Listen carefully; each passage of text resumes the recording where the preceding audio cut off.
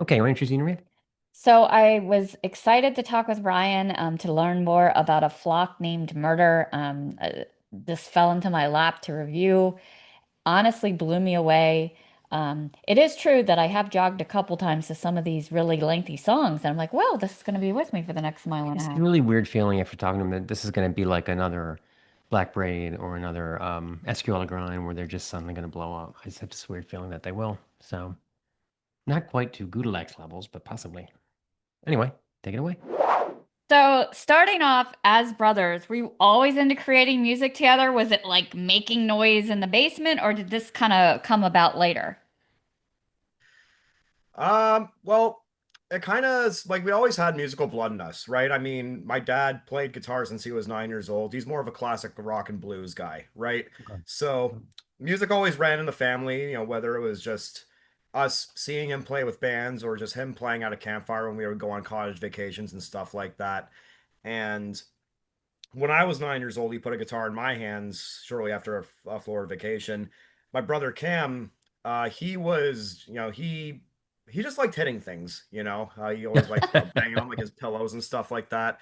Yeah. So he naturally took up the drums, and for a little bit, when this band finally formed, or at least when we started playing music together, initially I wasn't even an original member. Like we Cam and our best friend Sean, who was the original bass player of Flock, they started jamming with someone, this guy named Robert, who we met through a friend of our dad's, and they started jamming together as a three-piece, just making some noise in Robert's not basement, or actually was a basement, yeah. And then eventually I was sitting in on their jams for a little bit, and I was starting to pick up the riffs that Robert was playing. So I started joining, and then I ended up writing some of our own stuff. And eventually they kind of didn't really see eye to eye with, we didn't really see eye to eye with Robert anymore. So then he left, and then I was like the main guitar player in the band. So yeah, that's sort of how we started playing music together. Cam got started off first, and I was just kind of playing on my own, and then I sort of just worked my way into the fold, and now it's basically our brainchild. So, Yeah. Yeah. And was your dad supportive of the type of music you were making? He said, you said he's a classic rock guy. well, I mean, he still worships at the altar of Tony Iommi, right? So he still Yeah. loves old, he loves old Sabbath, he loves old Priest and Maiden and stuff. My mom's a huge Iron Maiden fan as well, so it very much runs in the family. Cool. I think for the kind of extreme metal that we're playing, it took a while. It took a little bit of time for them to kind of wrap their head around what we're doing, and I'm not sure if I would really say it's like, their go-to, but there's definitely bands that we've played where they've both said, "Oh, this is really good." And just in general, they wanted us to just play music and be happy in whatever shape or form that it took, right? So, That's cool. yeah, Yeah. they've That's always right. been very, very supportive of what we're doing as a band. So, That's great. Yeah. So in Metal Archives, it looked like you were once Goliath or Sovereign, or were those the other incantations of this when you had the sort other of like the pieces? other incantations. You kind of just nailed it right there. I mean, when the band first started playing together, it was called Goliath. And then after we kind of just took the band on our own and Robert left the fold there, um, that's when we changed our name to Sovereign, and we went by Sovereign for quite a long time, actually. It was named after the Neurosis EP, Sovereign, and also just us kind of just like symbolically us being our own thing as a band, not really conforming to a lot of specific genre tropes and such.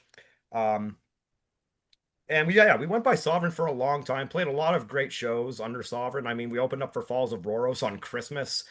We played with Imperial Triumphant, played with Rosetta. We played a lot of great shows under that, but there was just too many bands called Sovereign, and it got to a point where we played a show, and someone thought we were a band from Arizona, so they came here to see us Yeah. thinking we were someone else. Fortunately, they still liked us, but at that point, we realized we needed to change identities, so to speak. So, Yeah. How did you come about picking this name? It's a very artistic name. At first I thought of Edgar Allan Poe and then Counting Crows, neither of which are correct. yeah, I mean, when I was, it's funny, when I was in the UK recently for Fortress Festival, I was talking to John from Agalock, and I was telling him about the band, and, and I made a flock of seagulls joke too. So, Yeah, but yeah. in terms of, in terms of this, it was actually going to be a song title for a song of ours that at this point it's still unwritten, and we're kind of cannibalizing it, taking the ideas and putting it into other songs and such. But it was originally going to be a song title, and Cam had the idea of turning it into a band name. And at first, I wasn't actually into it because I thought people would just hear the murder part and they wouldn't think of, the murder of crows Right. Right. until I was talking to some other folks I knew, and they got the reference right away. And I thought, okay, well, people are understanding this. They're not as stupid as I thought. So Right. then I had to talk to Cam, and I basically had to bully him into almost taking his own idea back because he was at that point he was over it. And then I was like, no, no, no, no, this is our band name. It's sick. And people understand it. I was wrong. We're taking this. And I had to basically just over the phone, I had to just be like, Cam, we're taking this name. Um, Yeah. yeah, I guess in terms of like the meaning, there is a symbology behind crows. They're very independent, even though they exist as part of a flock, right? And I feel like that very much defines us as well because, yeah, if you listen to the different parts of our music, the different facets of our sound, you can listen to these riffs and think, oh, this kind of sounds a little bit like Emperor, or this sounds a little bit like Cult of Luna, this part sounds a little bit like Ulver almost. But we're not necessarily any one thing. We kind of exist as part of that scene, but we're also very much we're kind of like the black sheep in a way. We're kind of off doing our own thing. We're not trying to be any one thing specifically. We're not trying to conform in a way. So there's that. And then there's other cool just lore about crows too. Like, crows are like the harbingers of storms, for instance, right? So there's a lot of cool stuff about it, but that's, I guess, that's the meaning in a nutshell. And then That's in cool. terms of the phrasing, a flock named murder, it's kind of just a cool play on words instead of just saying a murder of crows, because I mean, fuck, Yeah. anyone can think of that, right? So, Yeah. I was Mhm. thinking we should have it that we're in Baltimore for the Ravens. I think that would be a good tagline for them. Like their D oh yeah. line, right? The A flock namer. flock named Murder. I Yeah. like it. Yeah. Well, the NFL's a little too PC for Yeah, murder. probably. Yeah. Yeah, that's probably not a good look, actually, now that I think. It's true though. I mean, a lot of those one syllable names, like you said, it could be 52 bands go by that, and, Yeah. and, Yeah. and you don't stand out. Yeah. Yeah, it's really hard nowadays to find like that one word that, has not been taken yet. So I love the album cover. I think I said in my review it was like Satan's crackpot getting dumped over people. Um, did you kind of guide that artist, or was it a picture that already existed? I love the melting hourglass vibe. Yeah. Yeah, yeah, that was very much it was something that we commissioned him. So the artist who did it, Adam Burke, he also did our last album cover for our record Unappointed Time, with the one that has like that owl perched on a fence there. That one was a licensed piece. It was already done, and then we licensed that. This was a commission, and we knew we really liked his art and we wanted him to do a piece for us. So yeah, we very much guided him on that. In terms of the symbology behind it, I'll do my best. This is very much more so my brother's brainchild, and unfortunately, I don't think he was able to make it for the interview today. Okay. But it does have a lot to do with like some of the lyrics on the record as well. So, for example, one of the lyrics in the song "Pierce Flesh Catharsis," rivers of vermilion ash are wept into the broken hourglass, and that's something that you can directly see on the album cover, right? So um, basically, we have like this very godlike figure, this very skeletal godlike figure that's kind of, I guess it's almost like he's at the mercy of time itself in a way. I guess you can say that. Um, I wish I could, wish I could describe it better. Yeah, this is definitely a Cam question for that. Um, I sorry, I could did see my the best. obsidian sea thing down the bottom. Yeah. Yeah, yeah, Yeah. yeah. So there's definitely some lyrical parallels with To Drown in Obsidian Tides as well. Um, that's about as much as I got on that one right now, I'm afraid. So you haven't given him a name or a tragic backstory yet, the big ghoul. Um, maybe, maybe. I don't think it's not gonna be like a cataclysm situation where, the same ghoul appears on every album cover and he's just in a Oh, new. right. It's Yeah. not, it's not gonna be like that. It's not gonna be like Eddie. Um, Yeah. yeah, we don't have a mascot, and I don't think we really want one. Yeah. So yeah. Yeah, but was there? I mean, maybe you don't know, but was there a lot of back and forth? Because like when you look at the album cover, it's like, all right, there's a lot going on here. Like this album cover almost tells a story. Was there a lot of back and forth with the artist to get it right, or? Not as much as you might think. I mean, if you look at the work that Adam Burke has done, he's very much he does a lot of very surreal depictions, right? You'll have like these mountains that are sort of just being shown through the face of like an owl, for instance, or this big space cosmos that's wrapped in the eye of a skull, right? He does a lot of stuff that's Hmm. very abstract and surreal. You can tell what you're looking at, right? There is a sense of realism to it, but it's also very supernatural. So this is the type of idea that I think it fit very well with just his natural aesthetics of an artist, the way that the kinds of things he likes to paint, the kinds of the kind of imagery, the scope of the image itself, just the scaling of the objects and all that. It very much falls within his wheelhouse. And if I recall correctly, we gave him the idea of, we have this skeletal godlike figure. He's weeping into a broken hourglass. The hourglass is pouring blood or is dripping blood into this molten crucible that's just flooding this landscape. And I think in terms of the more like sort of cosmos background, I think that actually might have been his idea, if I'm not mistaken. So, we had the basic idea, but we also wanted to at least give enough freedom for the artists to do their own thing and still, Yeah, express themselves through it as well. Because if you restrict them so much, it's like, well, at that point, why don't you just do it yourself? right. Or, if Yeah. you start to see how it's coming along, you nitpick so much, it's like, well, now you're kind of restricting the artist from being able to really just have creative reins to insert their style into it and make it the best they can because now they feel like they're limited, right? So that was something we Mm, wanted to make sure we don't do. We wanted to make sure that we get the idea across, but we still give enough freedom for Adam to do his thing and to add his personal touch to it. And he really knocked it out of the park. I mean, it took a while for it to get done because he's a super busy artist, but when we saw what he did, it's like this 100% he was the right guy to go with. right. It was amazing. So how did you come to work with Mike Wandy? And does he do any vocal rituals before recording or hitting the stage, like screaming into the void, goat sacrifice, or tea? No, Mm, it's actually kind of funny. It's funny we kind of joke about it. I mean, for myself, like I do a lot of lead vocals. I did all the vocals on the last album, and I do a good chunk of it on this record too.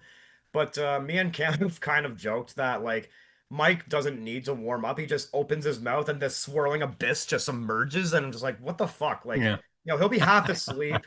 He'll be come back from inside from just having a smoke, and then just and then it's just like comes out, and it's just Yeah, it's cool. fucking monstrous. But he gave an amazing performance, and yeah, that's something that I very much lack. I do need to warm up a little bit. I need to, if I have a few weeks off of doing vocals, then I come back and I sound like shit, and I need to get my voice back, right? So it doesn't come as naturally to me, and that, at some point I do need to get some proper vocal instruction, I think. But yeah, we came to work with him. We sort of stumbled upon him because prior to him joining, we had just finished recording an appointed time, our first record, and then our bass player Sean had to leave because just things were just getting too busy for him. Life was getting in the way, and he didn't have his full situation sorted out for wanting to for being in the band with us. And it was all amicable. We still very much love Sean. He's still our best friend. We still talk to him, right? Um, but that left us without a bass player, and then how we stumbled upon Mike, I was going to Covenant Fest in Montreal, just a metal festival there, and him and his girlfriend at the time, they were, we were driving back from that festival. We were hanging out there, and when he was, I was telling them about how we needed a bass player, and I was playing them the record, at least the early mixes of it, and he was listening to it. He's just like, "Fuck, you guys need a bass player," and we're just like, "Yeah," and well that's kind of just how it happened, really. So we just kind of stumbled upon him. It was very much just like one of those match made in heaven sort of things. He ended up being a great fit stylistically, and the fact that he did vocals as well was nice because then it adds another dynamic to our sound, and it also Yeah. gives me a little bit of a break too, so that I don't have to do all the vocals while doing technical guitar parts. I can actually, have some way to relax on stage if that's possible. So. Yeah. We Yeah. had a we had a interview not that long ago where one of the old school guys said that he eats Chef Boyardee. What is it? the can pulled out of the got some can bear mace. because the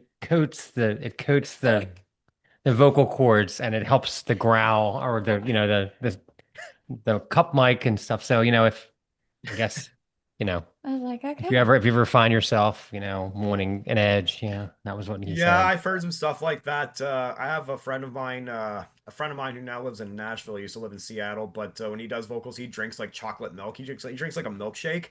Right, to I've coat heard, and the then another yeah. friend of mine has also said like before recording vocals for his record, he like chugged a gallon of milk or something like that just to get the proper guttural there. Yeah, yeah. Yeah, I couldn't do that. I mean, milk actually fucks my voice up, and I've learned that the hard way once. I had a slice of pizza like a couple hours before going on stage. We were opening up for Iwata of all things, Right. and all it tasted was fucking pepperoni pizza, and it was not good. I mean, I got through it, but yeah, that was just not a good idea. Right. If anything, Just things you learn. Yeah. I find like a good beer will actually help just to kind of loosen the voice up and kind of get the breathing going a little bit more. Now, I don't know about like a heavy beer like Guinness. That might not be the right one, but like if like a lager, like a Sleeman or something like that, I think that would help. So, Yeah. Yeah. mhm. yeah, one of my favorites of all time. This is hard to get down here. Is from Canada. It's called La Fin de Monde. It's I think my favorite beer ever. She's got a La thing Fin for de Monde, is that Belgians. from Quebec? Yeah. Yeah. Oh, okay. Yeah. Yeah, it's a Belgian. I love it. I've never found anything quite like And it. weirdly, it tastes better in the can than it does in the bottle, which is unusual. If you get the That's bottle, you weird. have to get the one with the cork in it. If it's just the Right. regular bottle, it just doesn't have the effervescence, and the can has the effervescence. Yeah. I don't know what Mm. voodoo they do with Yeah, We all could so it's those. have a almost like we a could have a Guinness in beer that case drinking then. podcast too if we had the time. Anyway. Yeah. So I did love Incendiary Sanctum. That almost feels like an oxymoron. It's a safe, sacred place that's literally on fire. Right. It's such a Yeah. vivid and contradictory image. Can you unpack where that title came from? Was it tied to a specific theme, or did it emerge after the music was blazing? That was something like we were thinking of album titles for a while. And again, this is Cam's wheelhouse, but I think I can comment a little better on it than I could with the artwork. Um, but that was it has to do with that idea of worship, right? I mean, worship can be a dangerous thing.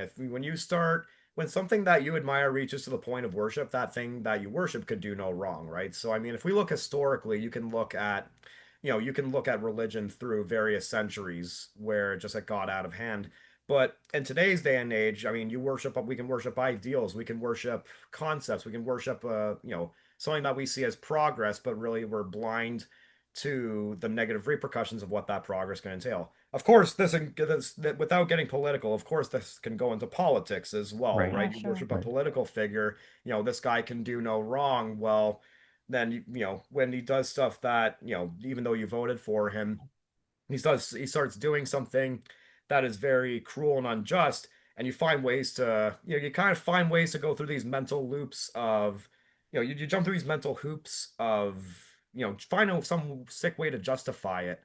And that's at that point it leads to it leads to blindness, right? Willful blindness. So it's doing away with that idea of worship, and that it's okay to support something, but don't be so um I guess don't be so willfully blind to it. Don't, still be critical when it's needed. So, Yeah. um, uh, that's about as much. Yeah, can't I feel like Cam would probably explain it a little bit more eloquently than that, but that's generally the idea of it. It's like that's that place of worship that you have and kind of doing away with it. Yeah.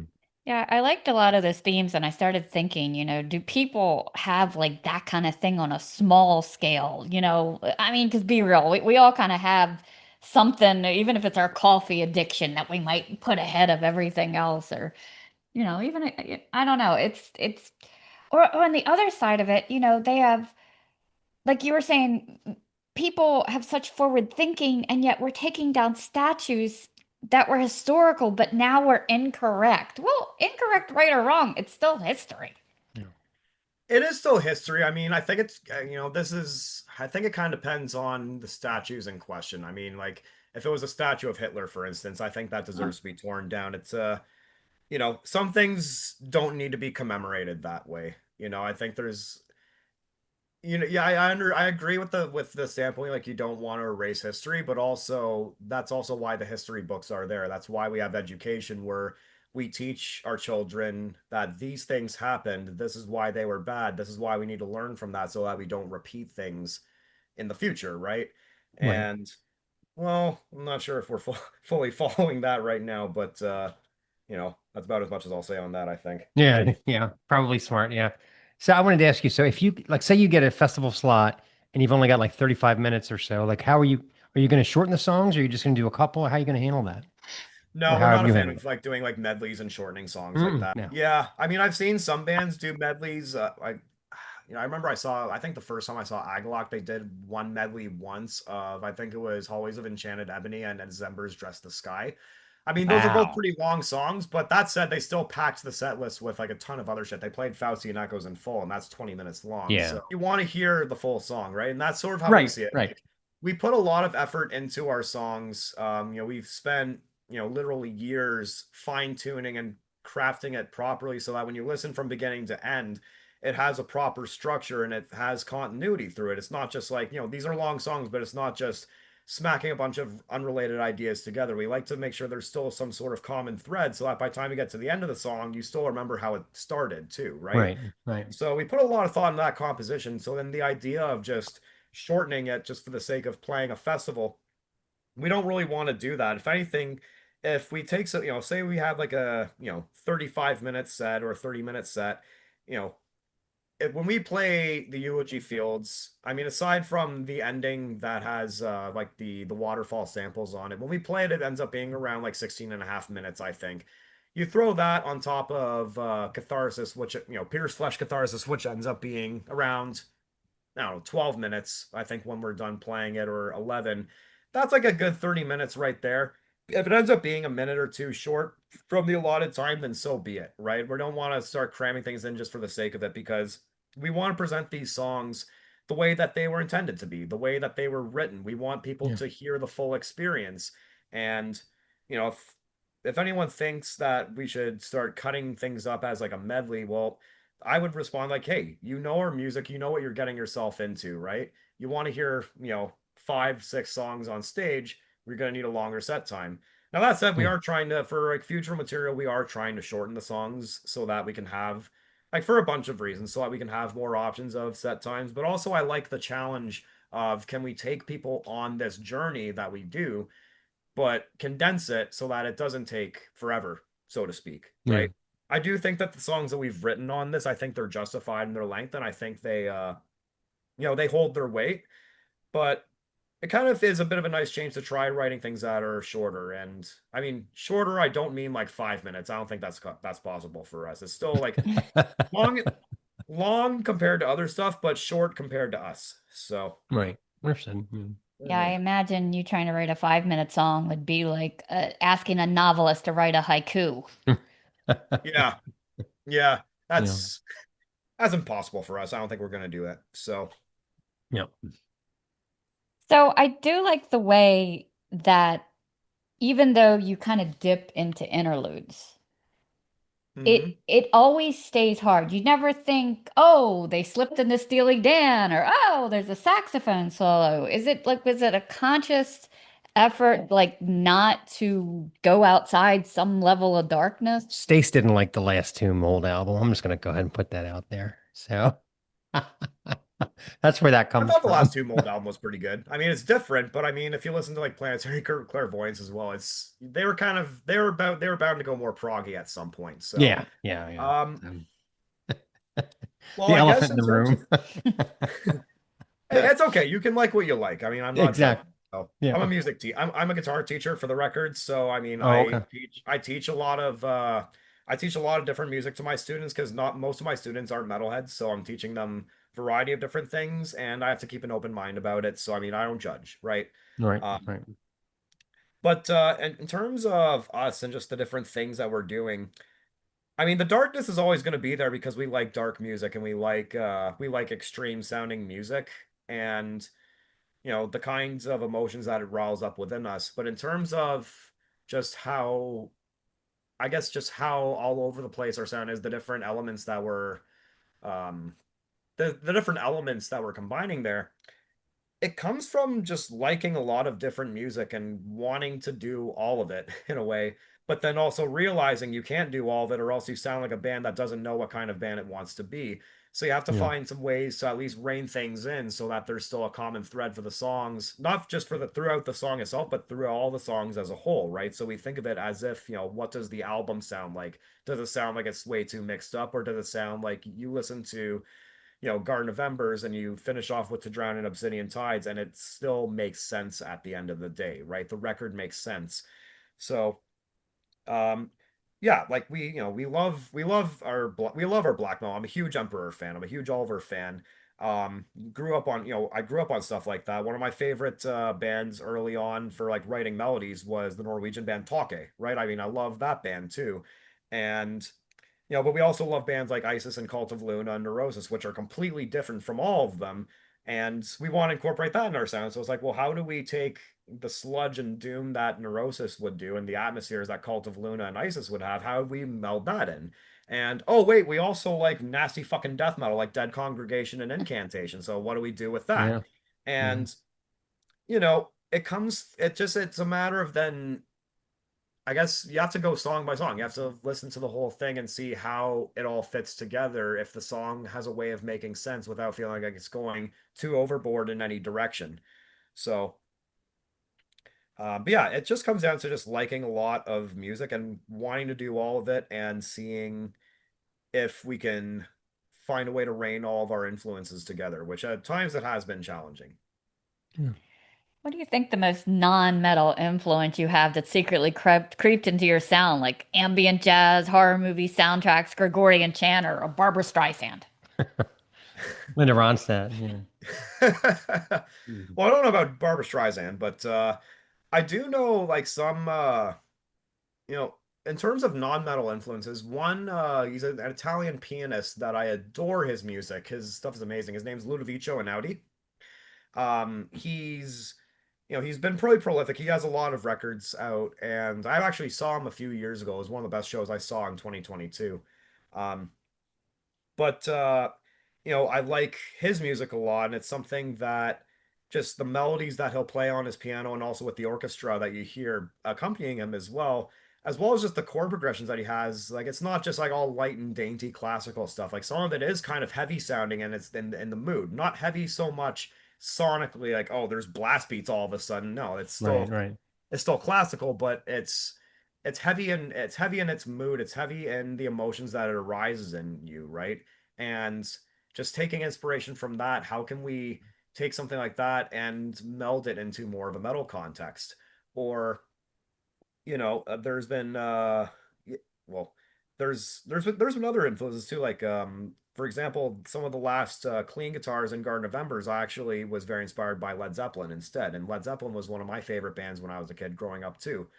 So there is quite a bit of non-metal influence. I mean, Oliver is a good example of a band that like that as well. Still very much founded within the metal realm, but you listen to an album like Shadows of the Sun, or if you listen to the Mess record that they did, where they were accompanied by a live orchestra, that's completely just out of left field, but it's just brilliant music.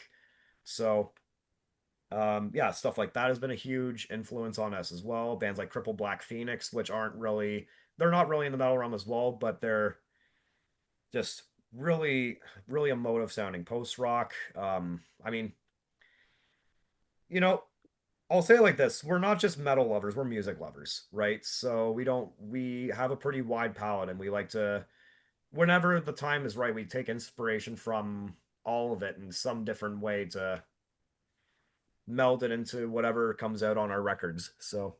Yeah. Yeah. How are as a guitar teacher, are you just constantly learning how to show them how to play video game music, or is there any patterns you see in certain musics that the younger people are asking you to teach them? Most requested. Like most requested, yeah, yeah. I would think that it's so Um, much video game music that that would be my opinion. So Depends on the students. I mean, sometimes with the kids you get that, but even then, lately with my kids' students, I haven't been doing a lot of stuff like that. I've been doing more, like modern pop music or just going, sometimes you get rock and metal kids and they're into bands like Metallica, so I'll do like an easy version of Enter Sandman, that sort of thing. But most of my clientele are adults. I do have a kids program, but the vast Okay. bulk of my students are all adults. And again, it is very song based, but I also focus on building a lot of their proper techniques that they need to function on the instrument. But then, depending on the goals that the student has, we do get into things like songwriting. And especially then, if we get into metal songwriting, then of course, that's when the lid just blows off my head. It's like, all right, I can talk about everything, right? Because there's a lot. This is one of my favorite things. It's one of my favorite things to talk about with my students.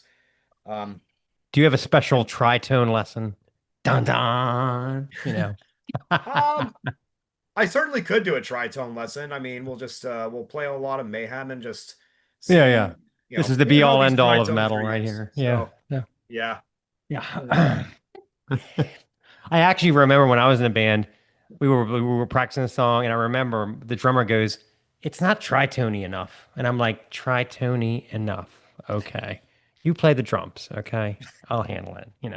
But just interesting phrase, not tritony enough. Yeah. So I guess it Yeah, I sounded mean, like it was in a if major you key. I was like, "What do you think we're playing fucking country music up here or something? Give me a break." So I mean, I think major keys and major chords can sound right if you use them in the right way, right? I use it think, in the right way. Yeah. well, I'll say it like this. One of the things, like a lot of my favorite bands, that the ones that really stick with me the most, one thing they all have in common is emotional contrast, right? And I remember even like I think it was an old statement by Tom Warrior, Celtic Frost, saying like, the darkness, it's hard to have the darkness without light, Yeah. or at least something to compare it with, right? I think that was him. I might be totally fucking wrong about that actually. For some reason I feel like he made a statement on that sort of thing, but I could also be totally wrong. But that said, in terms of my opinion, I think, when you have moments that are a little bit lighter, it makes the dark moments feel a lot more depressing. And it doesn't mean you go just back and forth willy-nilly like that. Right. But if you can build things properly and then just guide the listener to then feeling that pit of despair and then all of a sudden helping them feel a lot more lifted up, I think that's something that's important. That's, my favorite music, it pulls at my heartstrings in every direction, right? It's not like it's only angry and only dark all the time. There'll be moments where it's almost fun or moments where it kind of lifts me up afterwards, right? I mean, one of my favorite bands that I've been digging over the last few years, and I can't believe I only got into them over the last few years because they're like they check almost every box, is Harakiri for the Sky. Oh Uh, yeah. Oh yeah. and very depressing sounding band, and they've very depressing lyrics too, but their melodies, there's times where they'll have melodies that almost sound like playful, and it's like I kind of almost like the little kid in me almost gets excited listening to that. I'm like, man, this is such a fun thing to listen to. But then there'll be a song like Heroin Waltz that's just, it makes me want to fucking cry just by how somber everything is, and just how it just, I remember when I saw them the first time, it was Mess Morton 2022, and yeah, it was very cathartic. Yeah, stuff, bands like that, I think there's something special about the songwriting there, because it's not just like it's just dark all the time. They know that, hey, you can build someone up and then you slam them down afterwards, and it helps that turmoil feel a lot more potent, not just because they were wallowing it the whole time, but because they thought that there was something, more uplifting coming, and then you kind of slam them down afterwards, right? So Yeah. Understood. Yeah. Yeah. yeah, I think that's important. I think that's something that I want in my music too, right? I mean, you look at a song like the Eulogy Fields, for instance, that clean section in the middle, it's pretty somber and hopeless sounding, right? I think it's melodically beautiful, but it's not happy sounding. It's pretty sad. But then the ending of it, I think of that ending of the Eulogy Fields, I picture like the sunrise over, the dawn over, almost over like a city landscape sort of thing, like the city skyline, and just seeing the dawn coming up, after a crazy storm that happened, right? So that's something that I think is it's a lot more uplifting, and I wanted it to be like that, right? Not so much that all of a sudden, hey, we're happy now, but it's, you know, there's, I guess to put it in a cliched term, there's a light at the end of the tunnel. Yeah. Yeah. Well, I mean, building tension in a song and creating crescendos, that's good in any genre. You know what I mean? If you can do that, doesn't matter Yeah. what genre you're in. That's really what it, to me, what it's all about. You know, like I remember when I saw Richard Thompson the first time, and that's all folk and rock and roll mixed together. And he was so incredible. And the lyrics are so dark because everything in folk is about, you know, the wife poisoning the husband and stuff and whatever. And he would introduce a song and he would play this incredible solo and then he would go, okay, we're gonna play a polka now, which is the reason why I'm not as big as Bruce Springsteen. And then he would just tear into it. And the polka was about some sort of horrible thing where a woman was drowned and so again, folk every bit as dark as metal in a lot of ways. But I Oh learned yeah. that from seeing him, so yeah. I mean, you listen to an artist like Townes Van Zandt. I mean, Oh that's God, pretty yeah. that's pretty harrowing stuff too. Or you listen to an artist like in very, very different genre from all that, but an artist like Diamanda Galas, for instance. I mean, that's some of the most harrowing stuff I've heard. And Yeah. it's yeah, wild. So Yeah, I mean, Towns has a song called Waiting Around to Die. God. Kind of kind of says it all right there. Yeah. So yeah, yeah. So, if someone was listening to this album for the first time, how would you suggest? Like beverage of choice, beanbag chair, candles, incense? What was the best way to kind of get the whole thing? Um, I think I'm just gonna give a really boring answer and just say make sure you set time aside to just listen to it and absorb it. Really, yeah. throw on the album cover, have a look at the lyrics while you're reading along, just look at the artwork, and just try to put yourself in the place of whatever that music wants to take you. So yeah, I think that's my answer. Yeah. If you want to if you want to, light up some incense, go for it. I mean, your life. So I have jogged to it actually. Um, because I feel like it'd be weird jogging music, I must say. Um, it was probably better than My Dying Bride. That came on one time, and we were at a light, and he looked at me, and I was doing the violin, and he goes, "Well, I know you're not listening to Kansas, so it must be My Dying Bride." I was like, I forgot I about mean, that. Yeah. to be fair, I remember when I heard the new Panzerfaust record last year, that opening track, the Hasakasim on Chain, I was listening to Alex's China rhythms, and I was on the treadmill, I'm just like, dad, while on Yeah. the treadmill too. So I mean, that happens, right? So Yeah. Yeah. but I knew as soon as I heard what was coming on, as soon as I just let my DJ pick it, I'm like, this is going to be with me for the next mile and a half. Okay. Yeah. Yeah. yeah. So the fire crackle at the beginning of Garden of Embers, was that did you actually record something burning or was that like a stock sound? That was sampled. So most of like a good chunk of the samples on this were actually they were field recordings that we did. That was something that our producer helped with. So Okay.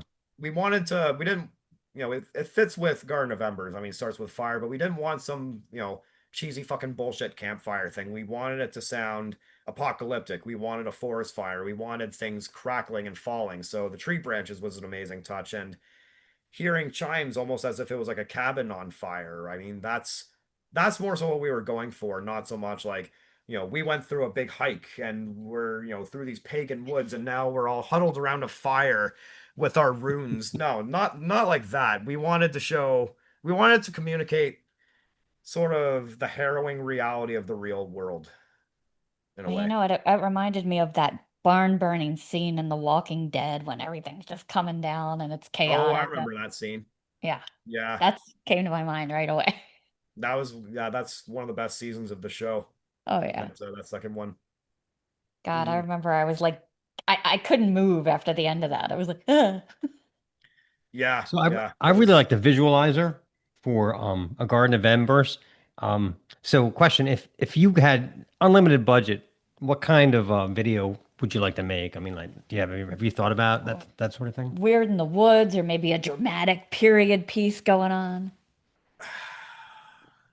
it's a little tough to say. I mean, it kind of depends on the song and the subject matter too. This might be a little bit not what you'd expect, but one band that we really like for visuals, and I actually just saw them in the UK saw them for the fourth time, but I saw them in the UK too. Is the band Ulcerate, And Okay, yeah. they worked with Den Sora for a lot of their visuals for Staring to Death and Be Still, and also for Cutting the Throat of God. But they're pretty dark and haunting, but also very abstract. I think it's a lot of it is like CGI, but it's the type of thing that it has an emotive quality to it. It's pretty dark and disturbing when you watch it, but it's also abstract enough where it's not like a completely explicit, like, oh, here's a dead body or something like that, right? It still has a bit of an eerie nature to it, and it fits. It's something that fits with their aesthetic. I'm not sure if that exactly would fit with us too, but something like that is more upper alley. Or if you look at a band like Amon Ra, for instance, and the way that they'll have visuals on stage of I think they do a lot of similar stuff like that, but I think they've also used like old films as well, like, you know, like decade old, like black and white films at times as well. So, um, stuff like that I think can also fit with us as well. It's interesting. It's something that, yeah, I'm not sure. Yeah, it really depends on this. It really depends on the song. I'm not sure if we would go for something where it's like us playing on a stage and looking tense in the camera. I don't think that's really our vibe. We're a little bit more artsy and introverted than that. So I Yeah. think we would want something that is it's whether it tells a story or whether it's just abstract, it captures the emotional quality and maybe even the subject matter that the song is meant to present, right? So Yeah. That'll be good. So I know I had some Pierce Flesh catharsis questions. Yeah. sure. Because the title suggests literally putting metal through the skin. And I was like, okay, are we talking like kind of like self-mutilation? And immediate what jumped to mind was that Vitriol video for He Will Fight Savagely, where they actually put meat hooks through their back. Oh, it was I they don't have think I'm this familiar whole with that warning one that it's actually. they have this whole thing at the beginning that this is real, and I'm like, I wish I didn't know that. Yeah. Um, Vitriol. Yeah. but what do you think draws people to the idea that pain can be transformative, and how did that kind of shape the track? Wow, that's an interesting question. Oh boy. Um, I mean, on a small scale, even acupuncture can do stuff. Yeah. yeah, that's I'm not even sure how to answer that question. I mean, I guess I guess in experiencing that sort of pain, they feel a sort of release afterwards, like they were trying to connect with something. And I think that more sort of revolves with what Pierce Flesh catharsis is sort of about in that instance. Um, it's not literal self-mutilation, but I guess sort of through that pain, there's a sort of release that you experience in it through experiencing it or what that pain teaches you. That's I've never had that question before. I wasn't sure how to answer that. That's a good question, man. Yeah, I really wish Cam was here for this interview too. He wasn't able to make it, unfortunately. He'd No, that's probably have a okay. lot Yeah. more to say on that sort of thing. Yeah. I think with Yeah, kids nowadays, they're into that cutting thing, like to when they get anxious or Well, anxiety. that's Yeah, a couple yeah. decades, yeah. It's all yeah. Slayer's fault. It's all Slayer. Remember the Slayer with the where they cut the Undisputed Attitude? Was it which one was it? The God Hates Us All? One Yeah. of the shitty albums where they had the Divine Intervention where they had the cutting Slayer in the arm. Yeah. So Oh, right. Yeah, I remember that one. yeah. Yeah. Yeah. It's funny because it's like if it's one of the good Slayer albums, I remember every detail. If it's one of the shitty ones, I just go, it's one of the shitty ones. It's one of the Well, later I ones. I mean, don't know. if it's shitty, then why are you paying attention to it, right? So I think that checks I out. just So, remember the cutting. Yeah. yeah, Yeah. yeah. Yeah. Mhm. No. Anything extreme that we could put on, for artwork, Yeah. All right. And then I love the end of the eulogy fields that you were talking about. At one point, it just rips. The drums are racing, the riffs are racing. It feels like the band's pushing into overdrive. Do you ever have that moments in writing or rehearsal when someone just levels up the energy and like everyone else follows suit? Sometimes. I mean, it's the type of thing that when we're writing a song, if we feel like there's like the song calls for something where we do need that energy to pick up, you know, Cam's gonna help with that with his playing because he's a very energetic player as it is, and he really goes above and beyond to just fill in it, put in as much of himself into his playing as he can. But on top of that, it's like, well, yeah, then we would have to look at, okay, so what is the part ultimately calling for, right? If we want something that is just going to rip and just be hard and really energetic, then what can we do to amplify that as much as possible, right? So, I mean, you mentioned the eulogy feels. To me, that the song that calls for that the most is Pierce Flesh Catharsis, right? We wanted something in the beginning of that song we wanted it to be unrelenting and unforgiving, right? So it has a bit of a trudging, sort of groovy start, but then we knew once the blast beats kick in on that, we don't want to hold back, right? I mean, for our first record and point in time, we had a lot of different directions we were going as well. And on that record, we had our post metal, we had our black metal, we had our death metal and doom and such, but we wanted to amplify that as much as possible on this record, and take all of those different directions and take them to their absolute limit. So when it came time to writing you know the the frantic parts of Catharsis, we don't want to hold back. We want the chords to sound dark and menacing. We wanted it to make people feel uneasy. We wanted the vocals to be terrifying there. We wanted everything to just be we just wanted to make it feel like your pulse was racing and it wasn't going to slow down, or that your heartbeat your heart is continuing to pick up in speed and it's not slowing down. It might burst at some point, right? So we want yeah we it had to be relentless like that, and we wanted to do whatever we could to make that possible. So that's why I was thinking, hey, we take these chords and we start bending it so it sounds a little bit eerie. It sounds like you're kind of just in this very twisted maelstrom of misery almost. It's just a complete and utter chaos, right? That's what we wanted for that. So when it You came made it more tritony, is what you're saying. not so much tritony, actually. It's not very tritony, that song. There's a lot of perfect fifths and all of that. Um Okay. Okay. yeah, there's a not a lot of tritones in that particular part. It's just we wanted what we did have there to just we needed to amplify that savagery that we wanted to have. So Yeah, you did a great job with that because that was, I think, when I was running and that part came on. I was instantly the image when the Wicked Witch in The Wizard of Oz flips that hourglass and that crazy. That's kind of what popped into my head. That image of just that, that kind right. of out of control. Yeah. Yeah. Mm. That's a good one. I like that a lot. Someone asked you what are some have you gotten any like really ridiculously stupid reviews where they've been like, you know, blatant immolation ripoff or something, anything like that? Like, have you seen like what's some of the worst you've seen, or Not much really. I mean, the vast bulk of the reviews have been extremely positive. We've been really happy with the reception of this, and it feels good because, we spent so much time with these particular songs. I mean, some of the songs that we wrote on this, the writing sessions initially date back to the writing sessions that spawned our first album too. So, you right, know, right. Garden of Embers and Pierce Flesh Catharsis just came out, but to me, they're like already 10 years old, right? So, like, when you're sitting with these ideas for so long, you get to a point where you're not even sure if you like them anymore. Like, is this even good anymore? I don't know, right? But then to see how people have reacted to it, the things they've been saying about it, it's validating and it feels good to know that, hey, this thing that you spent so much of your life crafting, this was worth the effort. This was good. I mean, No, I that's know it's great. good, but it's That's nice great. to know that other people are connecting with it as well.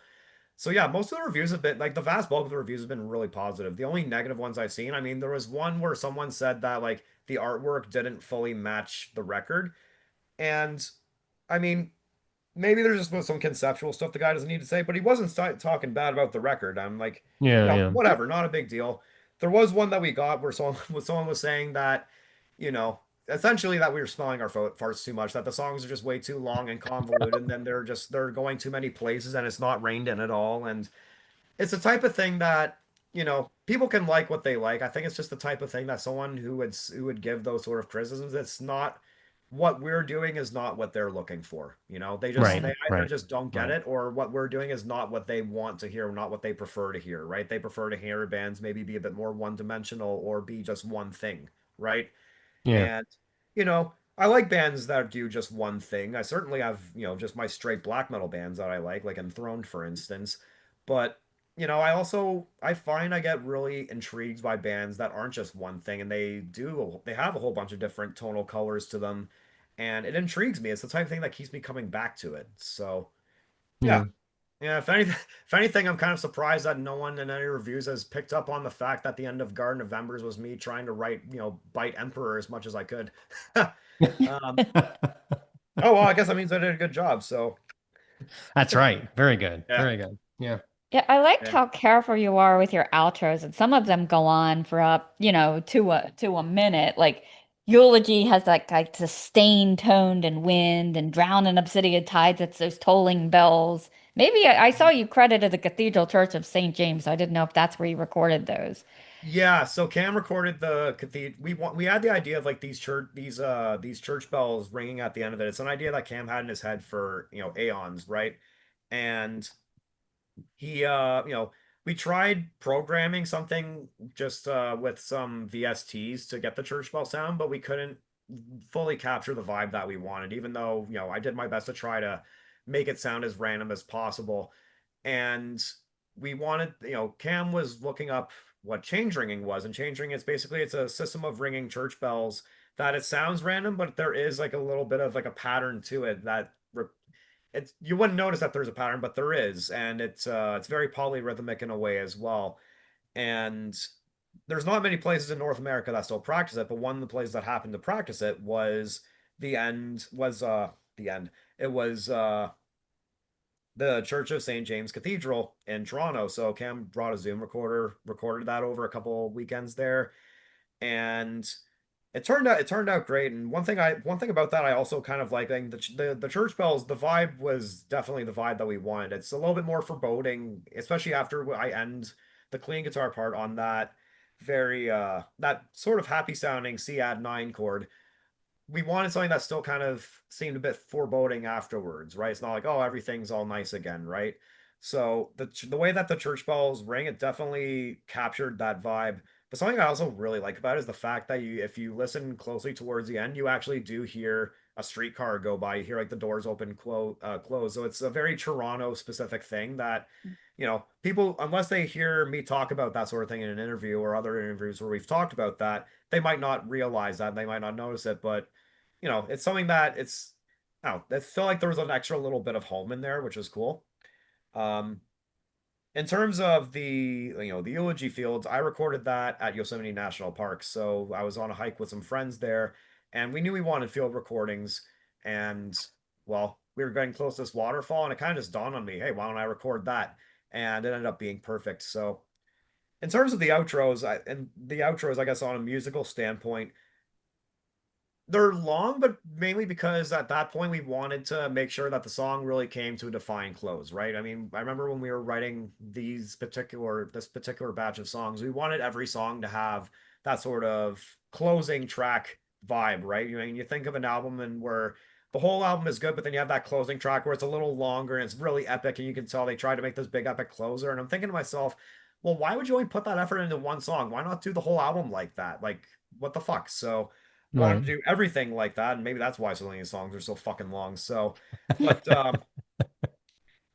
yeah, so and that came that I guess for the outros, I wanted to make sure that hey, it didn't just end on a bonk and then it's done, right? No lazy, let's hit the last chord and then the band breaks. I didn't want stuff like that has always seemed very lazy to me, right? So I wanted to make sure that it comes to a very defined close, and oftentimes it involves some clean guitars to just close out the chord progression, fade it out properly, not do these, programmed fade outs in the studio. We didn't really want to do anything like that. So, um, Yeah. yeah, Interesting. Yeah. Yeah, I really liked that. I love the lead and To Dream in Obsidian Tides. It seems like a Drown. lot.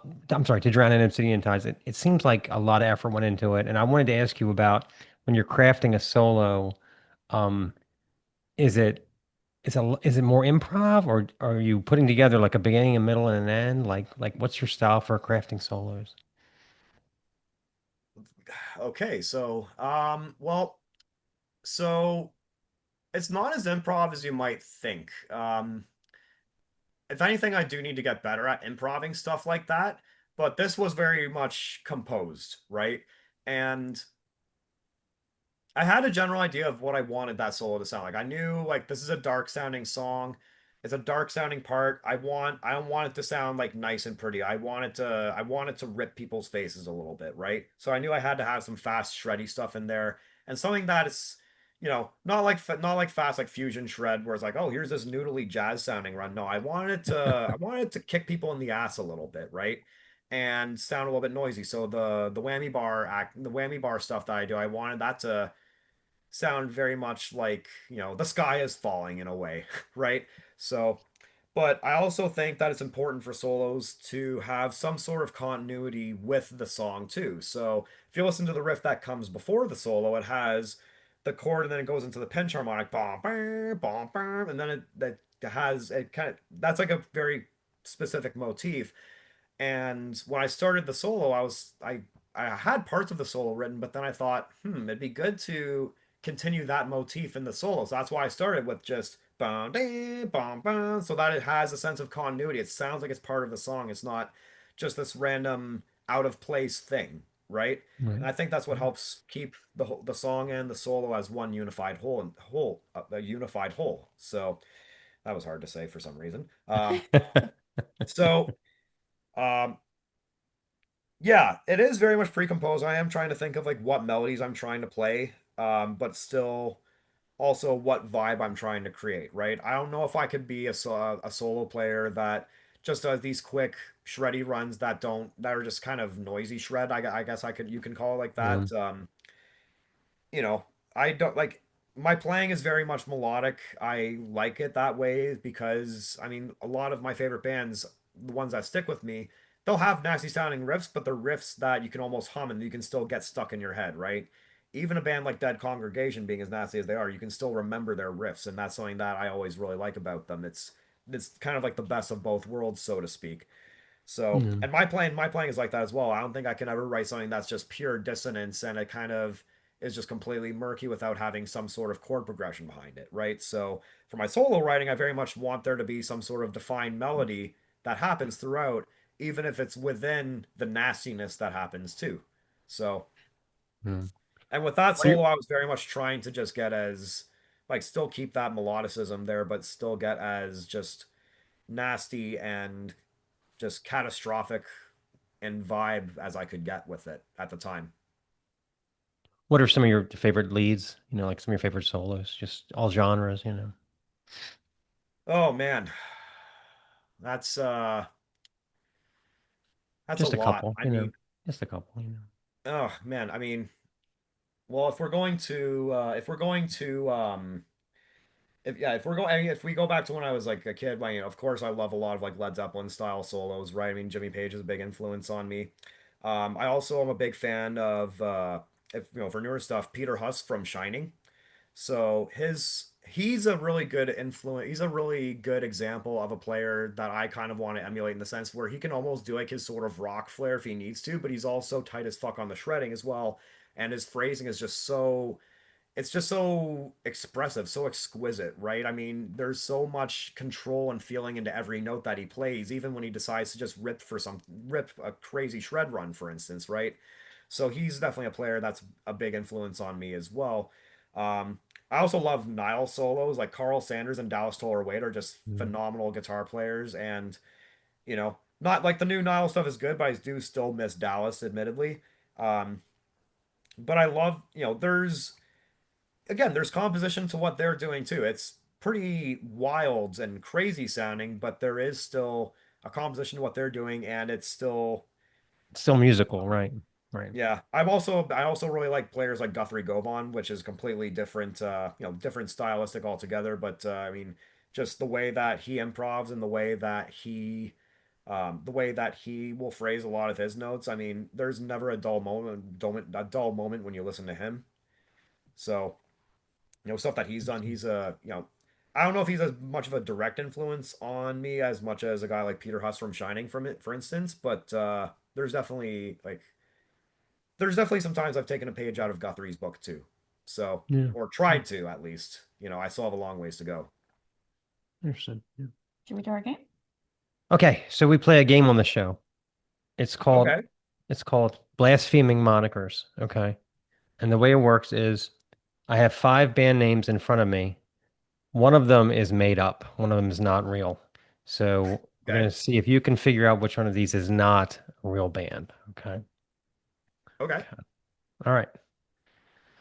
And we'll just run through them and then you just keep guessing until either you get it right or we run out of bands. So okay. Sure.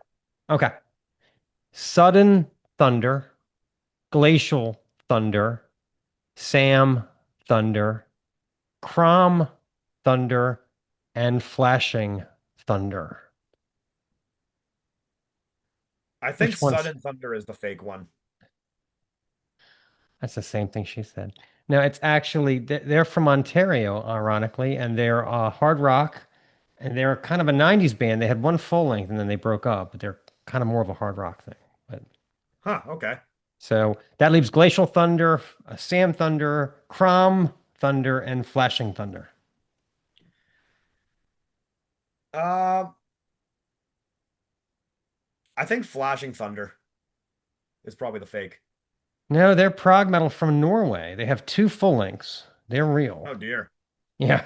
So that leaves Glacial Thunder, Sam Thunder, and Crom Thunder. Let's see. Well, I feel like Sam Thunder is actually like a stage name that someone would go for, especially if they're trying to be like some country dude that's apparently more, flashy or whatever. Right. Um, Glacial Thunder kind of sounds like a power metal name, maybe. But I also feel like Crom Thunder could maybe be like some sort of folky thing that has some weird folklore before. You know what? I'm gonna go with Crom Thunder.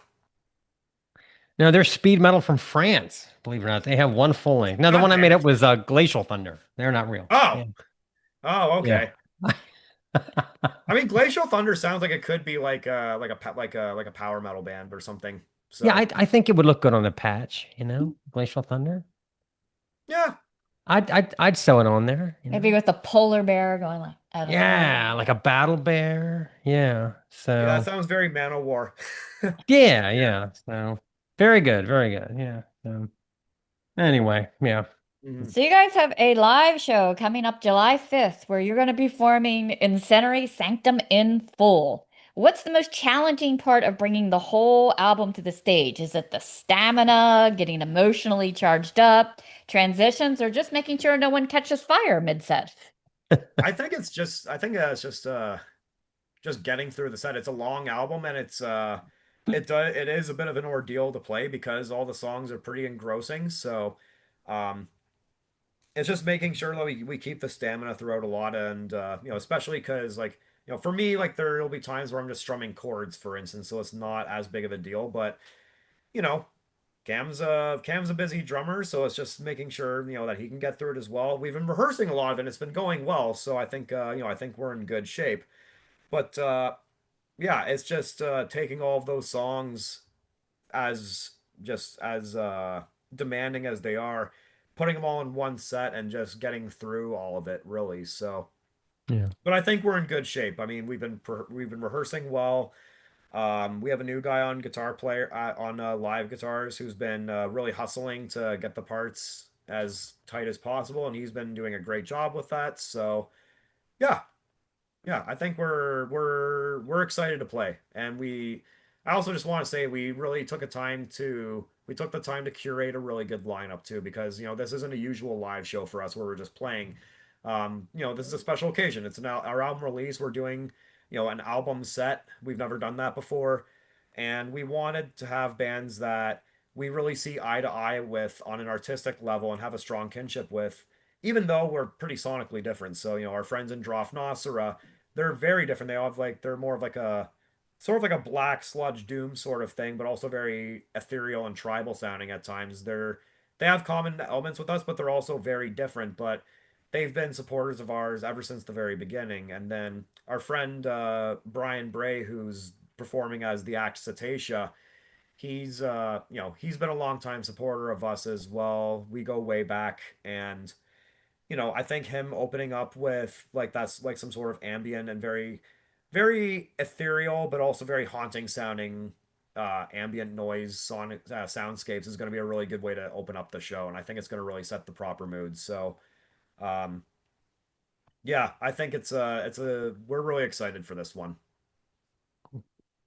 So, what is the craziest thing that ever either happened to you live or that you saw at a live show, whether it be something that went horribly wrong, totally right, or just off the rails?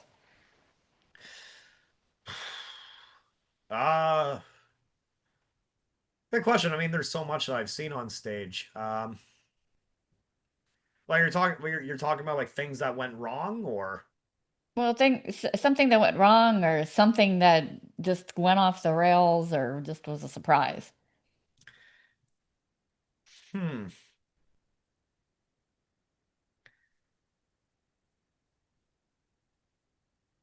I guess I guess so this okay, I got a bit of a funny story. This is one that more so relates to me playing live. So back when we were called Sovereign, there was a brief period where when we were trying to figure out our stage appearance, I had like a hoodie where I ripped the sleeves off and I was wearing the hood. I tried to do the hood thing. I thought that was cool. Except it wasn't even that big of a hood, so it kind of just looked like I'm wearing a sleeveless sweater and it looked a little dorky. Anyways, but and this is the type of thing that where I think of a band like Uwada, for instance, I'm just like, how the fuck do you guys keep your hoods in place and like deal with this properly? Because like this is just so fucking cumbersome, right?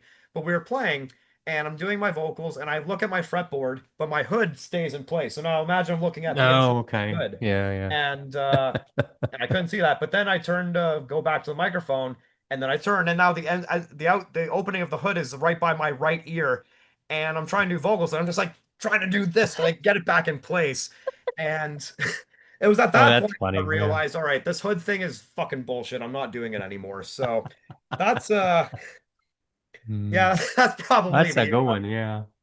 yeah, I mean, there has been times where I had like equipment trouble on stage as well. I mean, that always sucks, but that's the most ridiculous one I can think of. And yeah, Jake, if you're watching this, I don't know how the fuck you do the hood bullshit. I mean, it looks cool. I just don't know how you do it. So, So, hmm. if you were playing a festival and you could have a rider with absolutely no restrictions, logic, or even reality, what would be on it? Endless snacks, a fog machine that doubles as a popcorn maker, a pet dragon for emotional support. A What would pet, you a want? pet dragon. Yeah, that's great. uh, I don't know. I guess some refreshments would be nice, but I mean, I don't smoke, right? So I mean, having a couple beers, I'm sure would be nice and like some snacks, but like, I don't smoke. Brother doesn't smoke either. Mike smokes, so I mean, sure, a couple cigarettes would be nice there for him, but just have something that's relaxing so we can just be ready to go on stage, I guess. I guess maybe some practice pads for Cam. That'd be probably nice so we can warm up properly before going on stage, something like that. I mean, Here's some draft we're caps not for the you we're just not out of the we're not way. the type of people to be like, hey, we want a jar of M&Ms and take out all the blue ones, Yeah. you know, and then put them in a separate bowl because, Yeah. that's why. Like we're not those kind of people. Well, So actually, it's funny because I've read a lot about that, and the reason why they did that was because in the early days they got tired of somebody just rolling like a bottle of vodka onto the door and being like, "That's all you get." Like they didn't want to take gigs unless they felt like that the people were going to take them seriously. Like read the rider. You know what I mean? Like because a lot of places wouldn't read the rider. So I mean that they weren't right. really doing that to be pricks, even though it seems like it. It was because so many places were like, yeah, yeah, yeah, whatever, And I guess they got tired of it. So, Yeah, that's fair. I do recall that as well. That's they were doing to see how well people would actually listen. So yeah, yeah, yeah. I mean, because I mean, you're artists, you're here, you're musicians. You should be treated like human beings. We're gonna sell a lot of drinks because of you guys. Acknowledge it. I mean, just yeah, don't. Yeah. We just want a little bit of accoutrements backstage. Give us a break. So. yeah, that's fair. Yeah. So you've shared the stage with some absolutely monsters, like you said, Harry Carey for the Sky, Mizmor, Ranzi Panzu, Hexus.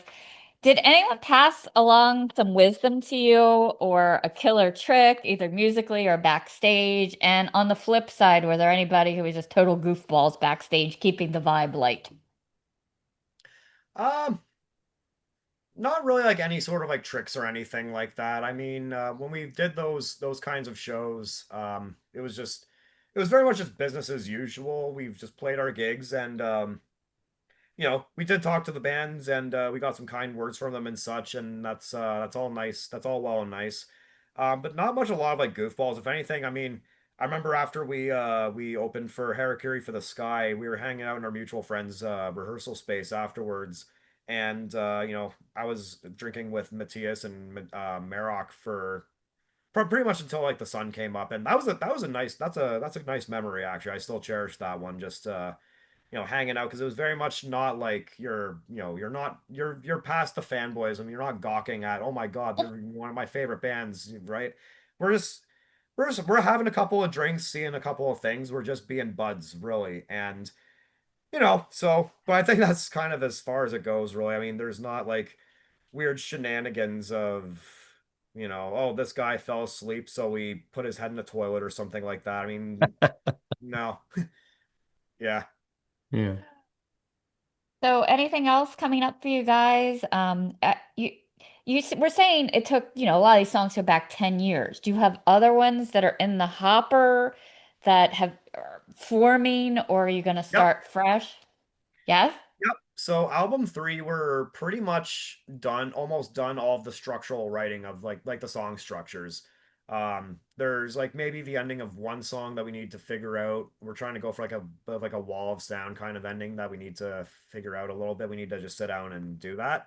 But a lot of the other song structures for the songs, it's all done at that point. So at that point, we would just need to continue refining some of the instrumentation.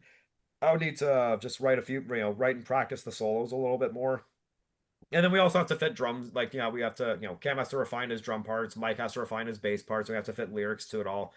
But, you know, it's coming along very well, and we're really happy with how the material is sounding so far. It's going to be a different record than Incendiary Sanctum. It's we don't want to try to repeat ourselves and do Incendiary Sanctum again. I don't think that's a smart thing to do. It's just it's going to sound forced if we do that, right? So, um, but yeah, we do have some songs in the pipeline, and well, hopefully it won't take another 7 years to put out the next record. So, yeah, Well, hopefully we'll catch you out there on the road. We're in Baltimore, like we said, so Yeah. maybe you'll play MDF next year. You never know. Yeah. that would Right. be. I mean, that would be great. MGF is a festival we'd love to play at if if the opportunity arose and we were able to get that working out. We'd love to play that one. Our drummer, my brother Cam, was just there a few weeks ago. I went there last year as well. That was a great time. Um, yeah, I mean, with the situation of the States compared to Canada right now, it's a little bit it's tricky for Canadian bands to tour the States, just especially with how expensive the visas are, and Yeah. you know, and then considering all the stuff happening with borders and such, we don't really want to try to skirt borders and such and do things illegally as well. So, but yeah, I mean, we'd love to play everywhere at some point. So. Well, hopefully we'll catch you out there. But thank you so much for this album. It's meant so much to me personally, and I see big things in the works for you guys. Absolutely. Yes. Totally. Thank you so much. Like I was saying, this album took a long time to forge, and we were sitting with this material for such a long time. So I'm glad that it resonates with you guys, and I'm glad that you really like it. And I hope it continues to reach the right ears for a lot of other people too. This is the Snaggletooth Extreme Metal Podcast.